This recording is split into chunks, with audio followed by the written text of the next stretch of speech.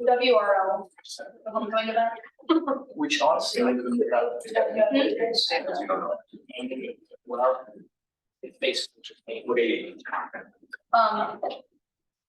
Wait, no idea. All right, so it's about 5:20. I think we have everyone here now, so we'll go ahead and get started. So as you can see on the agenda, the only thing we have tonight is the decision, but I figured I'd start it out by opening up. If anyone has more questions they come up with. Did everyone have a chance to see Dr. Moser's emails and the committee? But there was one question that I didn't fully answer, and I'm happy to revisit any of the things we talked about. That there was a question about what percentage of the fee revenue goes directly back to students, and that's going to be less than 10%, because a very high percentage of these fees are used for staff positions. Now there are some GTAs, so they're graduate students that are taking on teaching responsibilities. Coaching competition teams, serving as lab instructors that are funded out of the fees, but the vast majority of the fees are for faculty on teaching appointments, for staff members that are doing student support, those sort of things. So the part now, having said that, you know, we have our total student payroll in the College of Agriculture, largely funded on research dollars, is greater than the total of the fee receipts. So our fee receipts last year were 800,000 and change. Our total student payroll is over 1.5 million. Because, you know, and those, a lot of students that are working in our labs, working in our offices, working with plants and animals, they're funded by research dollars, competitive grants and federal funding and those sort of things, but we support a lot of undergraduate students and help make college more affordable, as well as giving them valuable work experience in that area. So while we put out, you know, basically expend more dollars than what we take in, but these particular dollars, a large part of that are committed to staff positions.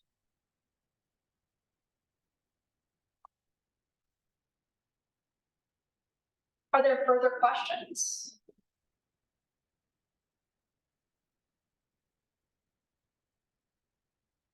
It's been a very thorough presentation, Dr. Moser.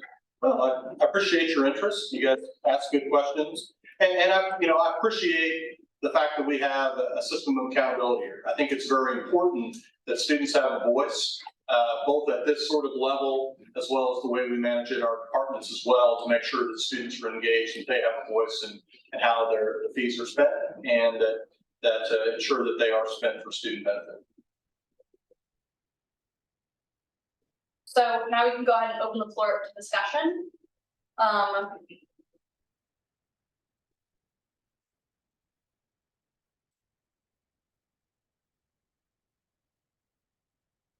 Yeah. Just to clarify, when you see discussion, what do you mean exactly? Are you expressing opinions or? Yeah, discussion on, like, opinion of the presentation, discussion of the fee writ large, any of the information that you have heard, questions that still might not be answered, anything of that.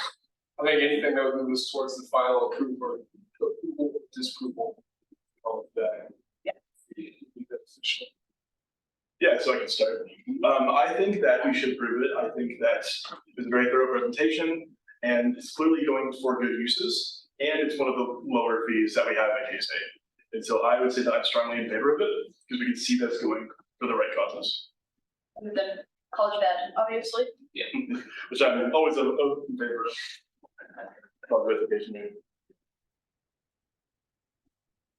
General question. Did you guys get the information you need to make a decision? That was gonna be my thought here. It's many questions for the old bit here. What I'm struggling with is this: the fee is fine, going to great things. I have no problem with that. Our charge to the community isn't being used for what it originally supposed to be used for. I have no idea what it's supposed to be used for. Well, I'm struggling with being able to say yes, because like I said, great things. I don't know if it's actually following what it's supposed to be. I think that's a question of the documents from the original 2014 proposal that I don't know that that anybody's, I haven't found it I in the haven't seen those files documents myself. anywhere. I found the SGA blog of the tuition strategy committees from 2014. All their file spares have been on a Dropbox that's no longer active. So I, Helpful. yeah. So Check with Evie, to see if she has any of those files. I believe she, That'd be probably the best. That's the only. Right. source. If I could take a step back, then if you can't look back, can you look forward? And say, I don't know what was said in the past, but what should the fees be used for in the future? So that we have something to go with in the future to compare with what it should be and what it shouldn't be. And could this group ask for a new standard to be used for the future? If we can't recreate the past, how do we move forward? I'm gonna guess the way more deep we can find the original documents. And my guess is that the fee was written likely broad enough that what demergers put forward, I'm going to guess likely falls within that. That's Would the Tabor notes maybe have something on that? now. Jacob, one note that I will make is that in the previous fee discussion that I sat on, when we had an issue with the fee, it was pretty clear when it was being misutilized. In the past, like it, what would you classify as a clear misuse of the fee? well, I'm gonna say that the sign of the fee was that everyone was pretty aware. Like there were comments from faculty within the department, from students within the department, and from administration. There were probably some things going on that should not have been going on with the fee. I can give you an example. It hasn't occurred, but here would be an example. The construction of a faculty-only lounge using those dollars. I think there is a benefit to, you know, as Dr. Lane said about that these things evolve. For example, in the Department of Agronomy, they've invested a significant amount of these fees in precision agriculture technology that would not have been imagined in 2014. In terms of how sensors and communicative devices and all the electronics that are going into modern agricultural production were just beginning. The idea that students, you know, we didn't know what that looks like, the level to which we use for drones, for example. And so I think all these things will, I hope when I come back 3 years from now to a new committee, because you'll all graduate, of course, that we're doing some new innovative things that we haven't even thought of yet.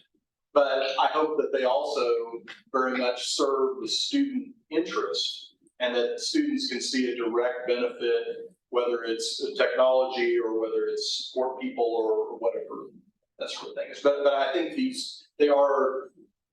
should evolve, in my opinion. I think that's 100% true. I've been coming to these meetings, working through these issues for 5 years since I've been in case state. And in cases, which most of the time we do in fact have the original proposal because they're more recent fees. They're not going to be digging through archives to find the original proposal. And I agree with Dr. Lane. I'm sure we probably can if we really try to find the original proposal. But I've seen over and over again where we have the original proposal and there's been some shift, but the students agree in looking at it that it's still in the spirit of the original fee. And so those kinds of shifts, let's say that a fee was put forward to support student success and advising, okay? And it was originally used to hire, 5 advisors, but in more recent years, it's been shifted to some technology or something that is used to support student advising. And students say, yeah, that's in the same spirit. We're supporting student success through improved advising services, et cetera, even though it's maybe not supporting the 3 advisors that originally hired on that, it's supporting the technology system. That's the kind of thing I've seen happen a lot. So I think this point about the evolution of these fees is really important because the fee that was created in 2014, that's 9 years ago. The world has changed fundamentally, technology has changed, the way we do our work has changed since that time, so you'd expect the fee to change. And I think in those cases, it's more your job to determine whether you think the use of the fee is in the spirit of student support as originally proposed. In most cases, you will see what the original proposal was. Yeah. Yeah, so is it our job to establish how these fees are supposed to be used going forward? No, No, Okay, no, it is not. no, it is just to see if the fee has been utilized in the past 3 years in the way that they said it was going to, or in, like Provost Tabor was saying, in the support of students. Now, if there's a fee increase requested, this body does take a very close look at the intent to what that additional fee expenditure is intended to. So that would be in a CTC, or didn't the name just change? CFC now. College fee committee, if they requested next semester, if they request an increase, then that's when we see those kinds of discussions. I have another question. Yeah. Do we need to outline our recommendations for, like, okay, so they said that they are going to use these fees, like, for example, they're going to use them to finish off Waters Hall renovation. Do we need to make that recommendation so that the next tuition fee strategy committee knows that they use that money for that, or? So we're looking at how they spent it rather than how they're going to spend it. Okay. Like finishing up the renovation, we are looking at just how they spent it, and then the next committee will look at how they spent it, finishing off the renovation, or however they choose to spend it. Because we're not looking at an increase or a decrease. We are just looking at what has already happened. Does that make sense? Yeah, so in the case that they didn't use it wisely, would we then make a recommendation? We would Like, then just vote no on their, And then it goes into like a probation period, and then it goes into like more of a investigative review type thing. This is just the initial. Are there any questions? yeah, Pass. yeah, the list. That's fun. I have no clue either way.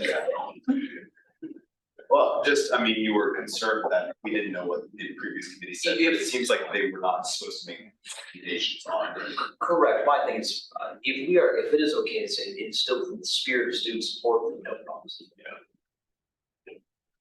which it appears that that is what previous committees have done. It's interesting to me that there's a huge learning curve here. And then the membership here doesn't necessarily go to next semesters. So they have another group of people who have the learning curve. The good news in that is more students are involved. Bad news is it's not as efficient. And that is one of the reasons that we have people like Provost Tabor and Dr. Lane in the room, to kind of help with that precedent. Grace wasn't here in 20. I wasn't in 2014, I was here the last time that the College of Agriculture, We're on Zoom. did a presentation, and we were on Zoom, that's right. And in that presentation, we also didn't have the original 2014 documents, and the group considered whether or not they felt that this was in the spirit of student support, since we didn't have the exact intended uses for the fee. That's what they did at that time 3 years ago. Yeah, in the orientation that we provided, we talked about how if this committee doesn't find any cause for concern in the report or in the presentation, then we vote to recommend a continuation. If we do find some sort of concern, then a majority vote will create a CFC to evaluate those concerns and make recommendations in that case. Does that make sense? it does. Are there further comments on that? Or on anything from the presentation or the report that we saw? Or any of the email responses to questions? I didn't see responses to questions, I was gonna say. Did you not get those? I'm guessing we're not on the list, Have you gotten the calendar invite? No, I have not. Because I'm not on the listserv either, that's why I You know, didn't. Kate, I got the answer to my question about how much to next to, so that's why I'm perfect. I didn't realize it wasn't listserv. There's an Outlook group, but I'm not sure everybody is on the Outlook group, so, I just added you both. Yeah. I forwarded you both the email. yeah. I can just tell you, so some other questions that came up, so there's a question about what our total operating budget. So, for the College of Agriculture, the academic portion, the 2022-2023 budget was about 17.4 million. That's state appropriations, tuition and fees, a few grants and contracts related to teaching. That does not include agricultural research, that does not include cooperative extension. Those are separate budget lines. And then what proportion of the 17.4 million is student fees? It's about 4.9%. That the student fees generated, we had 37,557 and a half student credit hours, because we do have some half credit classes. And at 2290, that comes out to $860,067. So of the College of Agriculture budget, the fees are a little bit less than 5% of the overall total. And I think there was one other one, it was about the number of positions funded on that. So there's about 10 staff positions. And then there's also about that many, that's not including GTAs, GRAs. So but those are not necessarily 100%. We have some people that are 100% on the fees. We have some teaching faculty that 5% of their salary is on fees. So the range, it's actually about 4 FTEs, not counting the GTAs and GRAs. But of the full-time staff people, there's 10 people, there's 4 positions spread across 10 people.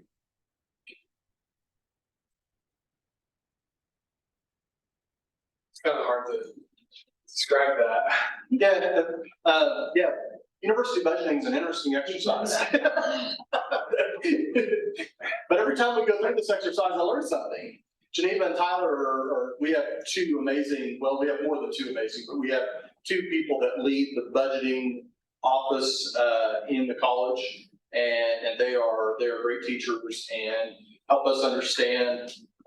There's a lot of nuances to university funding. When you have state dollars, you have grant-based dollars, you have federal dollars, you have tuition, you have fees, and managing all of that and making it all come out in the end there's a science and an art to that. Like one of the things that with the student fees or the student salaries, we have a lot of federal dollars that have to be spent within an academic year, and we have to zero those accounts out.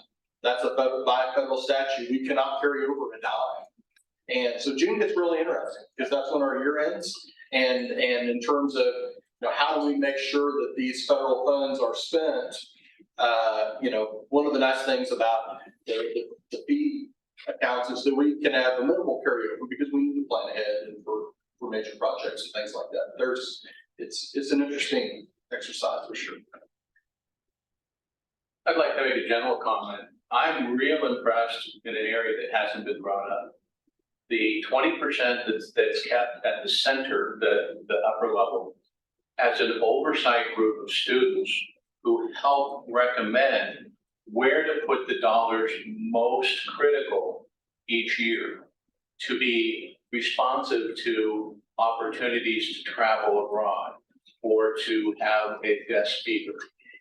The fact that they have taken the students and asked them how to spend this discretionary dollars is just an outstanding best practice. And I think the organization should be lauded for that process. To us, it's first off, it's part of the educational process. You guys, when you're done with this committee, you should update your resumes and talk about the fact that you made recommendations on expenditures of, well, for 3 years for us, it's $2.5 million, and then whatever the other colleges have on top of that. But that should be a bullet point on your resume. The fact that you were involved in those kind of decisions. And I told the Ag Council the same thing. You're going to vote on a $500,000 decision. And that's, you know, that's something that not every student, and not every university has that opportunity. So we think it's important to engage in that. And a lot of times students bring ideas too, things that, you know, well, what if we did this? What if we had this kind of, you know, here's a shortcoming that I don't always identify, faculty don't always identify, that can really benefit students.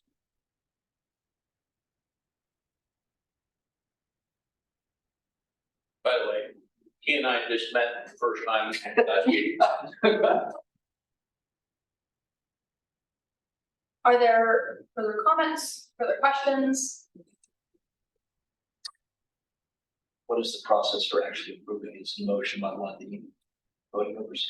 Motion?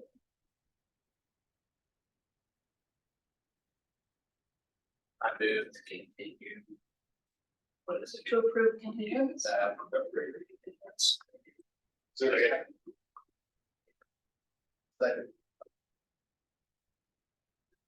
Awesome. Is there any discussion on the motion? If not, Jess will take a roll call vote. Who was that that seconded, sorry? RJ Yeah, I decided first. Okay. Sorry, I Thank knew you. you. It's like I couldn't follow that either. Okay. Stout, Do I know? in the past, they've shown past minutes, you are Really really Thomas, Yes. Peterson, Yes. Kermer, Yes. Bruckner, Yes. Zach, not here, not on Zoom, I'm sorry. Bellamy, Yes. Broughton, Yes. Solomon, Yes. and that is all that is here, so. On a vote of 8-0, it's unanimous. Question on process. Yes. Are you allowed to put comments with your vote? I don't think it's been done before, but I don't know why it couldn't be denoted on the minutes. I have everything you all said is in the minutes, so if the comments. Okay. If you had further comment, just could put it in the minutes.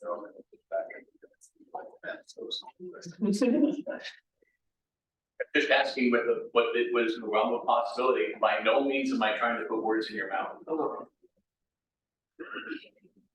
Well, if there's no further comments, Dr. Moser, thank you very much for coming to TFSC and presenting to us.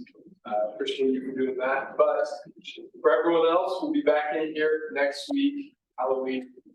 We will hear from Dean McClure of the College of APD. So with that, meeting adjourned, everyone get out of here and enjoy.